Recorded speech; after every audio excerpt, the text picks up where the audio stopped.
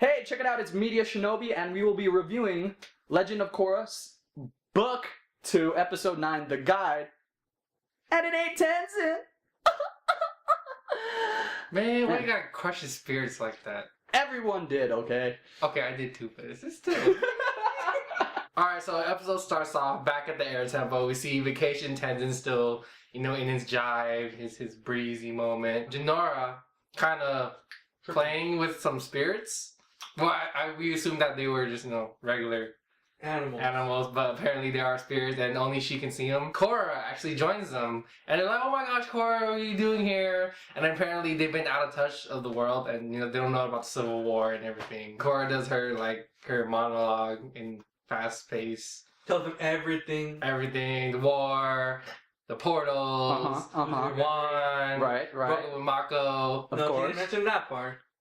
We're inserting it for entertainment purposes. Entertainment purpose. You're Broken with Mako, and Tenzin was like, I knew this shit would happen. Tenzin, all eager to help with his years and years of spiritual training, and he has nothing to show for it. Tenzin is pretty frustrated. Oh, Tenzin, you want to see spirit? Oh, that's too bad. Oh, are you spiritually frustrated? Bummer. And then Kaya actually noticed that Jinora actually ooh, come back to me. Damn, you be tripping balls. Then good. Jinora, she says, oh yes, I can see spirits. Come out, my friends. The dragonfly bunnies starts appearing, and everyone's like, oh my gosh. And then this is where Tenzin gets more frustrated. It's like, all my years of practice and training, it's showing up on my daughter. Isn't there a lot of people kind of him this episode? He was like this, and he's just and then Jinora was like, yeah, I can see spirits. Can you, Dad? No. Oh, it's a natural gift, I guess I was born with it. They follow the spirits into this swampy area with a lot of moss covered rocks. Deserted. Tenzin does some, spirit cleansing, and then all these dark bats or evil spirits pop out of nowhere. Korra does her, her water bending purification. And it worked this time. It worked. A spirit of light and friendship. Tenzin one more time tries to connect to the spirit world, and they spent the whole night and nothing was done. Tenzin, it's okay. You can't. You just can't. Jinora steps up and no, I'll be Korra's guide, and then Tenzin's like, okay, and then they do the trance thingy and woo, spirit world. It wasn't anything like that, but yeah. While that is happening, back at Republic City, Mako, tells Asami and Bolin Varric, he's behind all this. He's doing this. He wants war so he can profit off it. Yeah, pretty much. But everybody's like, nah, you're stressing too much, man. Relax, have dinner with me. So are they together? Are they together now? Asami and Mako? They kiss. I'm assuming they're together. Varric, he's on to Mako. He's like, oh, I know that you He doesn't straight up say. He just he knows, but he didn't straight up. Yeah, he doesn't say straight, but he kind of manipulates them. Like, oh, join my security force. That way you can protect Asami and Bolin better. You never know what might happen. Yeah. So he's trying to manipulate him into doing it. That's so funny. Excuse my. So later on that night, when Asami shows up and they kiss. The police force actually comes in. We got Chris and Jan, and You racist bastard! I don't even have a freaking wushu mustache.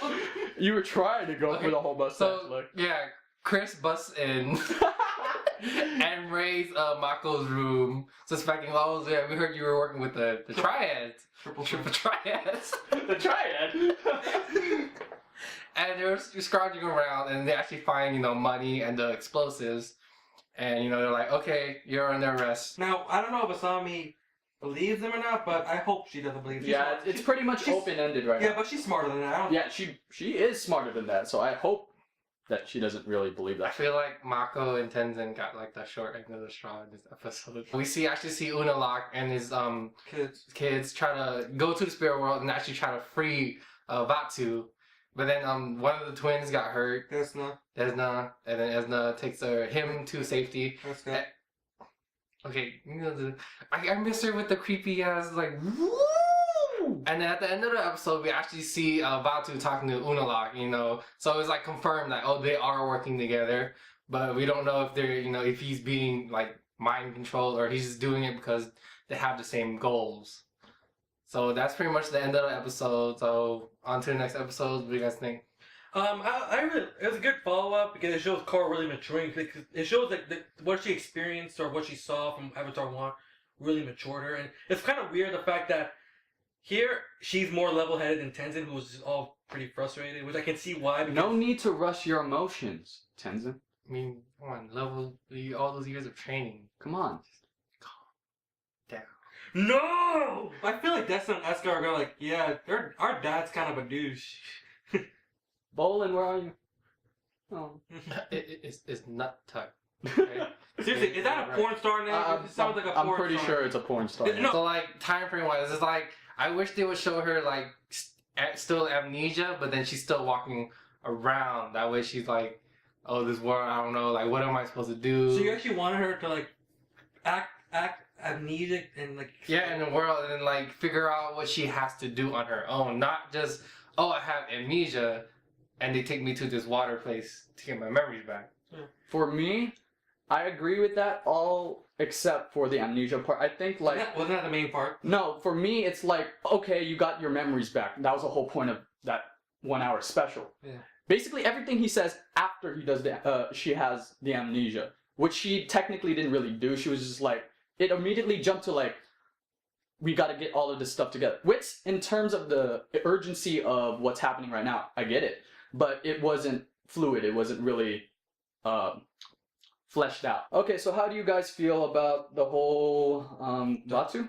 Or Dark Avatar theory going on? Yeah, the whole Dark Avatar. We automatically thought that the moment that hour special ended, so everybody else believes that as well. Or at least it's a popular thought. I thought about it before. No, actually IGN did. IGN. I was there first. Okay, IGN copied me because I'm that good. But IGN put their review up before we even filmed. IGN talked to my hand. When Scott first mentioned to me the whole Dark Avatar theory, I was like, I wasn't for it nor against it because it's like the amnesia thing. I feel like, I'm pretty sure stylistically has been done differently, but in the same concept-wise, yes, it's been done. But I feel like based on how they execute it, will determine whether or not this is going to be good for me. Because I'm kind of indifferent right now. So do you feel Unalaq's going to be? He's a good candidate because I can't. Who, Bolin? No, that's not. Evil Bolin? No, it'd be evil nut tuck. Evil nut tuck, or Tenzin because he's not spiritual. But anyway, I'm just kidding. No, but someone actually said. What, Tenzin? No, Eska and Desna. But Unalaq's the most. Yeah, he fits the frame the best so far. And then the mom comes out of nowhere. He's like, I'm back. As long as they execute it well, I'm fine. I'm very interested in it. I know that. Like. Yeah, because the fact that they showed the concept of Rava joining in, but why can.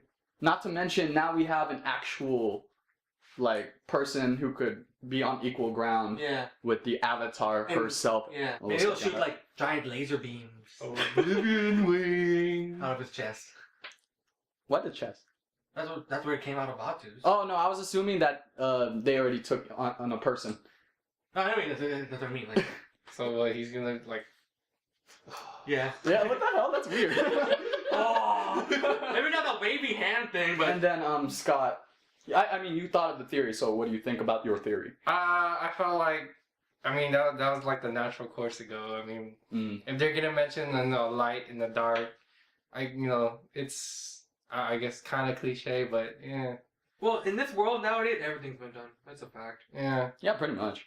It's all about execution, wise. Definitely. Mm-hmm. So that's all we gotta say. Any last words? Tell us what you guys think. Tell us your theories. You agree with us? You disagree? You like my haircut today? You got a haircut? No, it's a very nice haircut. I'm kidding. Alright, this is MediaShinobi signing out. Peace.